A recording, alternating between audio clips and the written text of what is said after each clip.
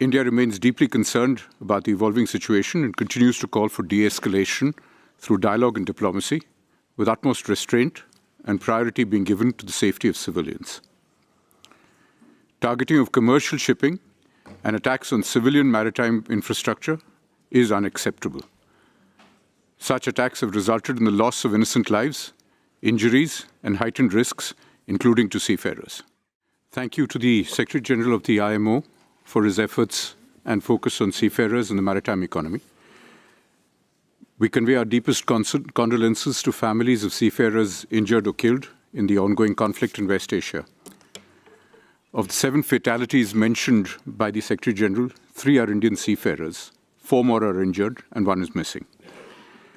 India remains deeply concerned about the evolving situation and continues to call for de-escalation through dialogue and diplomacy, with utmost restraint and priority being given to the safety of civilians. Targeting of commercial shipping and attacks on civilian maritime infrastructure is unacceptable. Such attacks have resulted in the loss of innocent lives, injuries, and heightened risks, including to seafarers. India is among the top 3 seafarer supplying nations, contributing approximately 13% of global seafaring workforce. We remain deeply concerned about the safety and welfare of all seafarers. An estimated 23,000 Indian seafarers have been impacted by the current crisis. At present, 24 Indian-flagged vessels are operating the Persian Gulf region, including 22 vessels west of the Strait of Hormuz, with 611 Indian seafarers on board, and 2 vessels east of the Strait of Hormuz, with 47 seafarers on board. All vessels and crew are being closely monitored for their safety and security. India's energy security and trade are critically dependent on the safe and unimpeded passage through the Strait of Hormuz.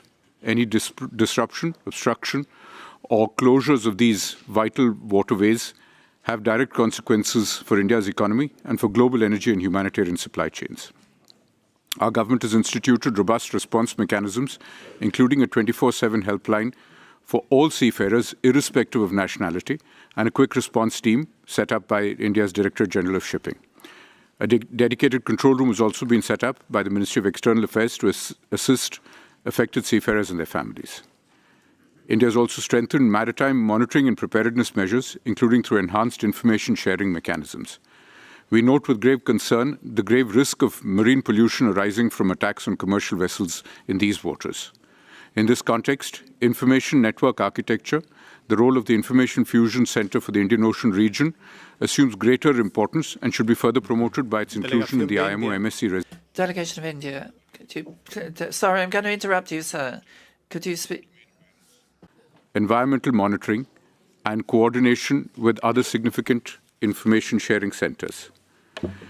We reiterate that targeting commercial shipping, endangering civilian crews, and impeding safe and free navigation through international waterways, including the Strait of Hormuz, are unacceptable. The exercise of navigational rights and freedom by merchant and commercial vessels in accordance with international law must be respected. The safety and welfare of seafarers, the security of international shipping, energy supply chains that sustain nations, and humanitarian supply chains that ensure survival and welfare of seafarers must remain paramount. Thank you, Chair.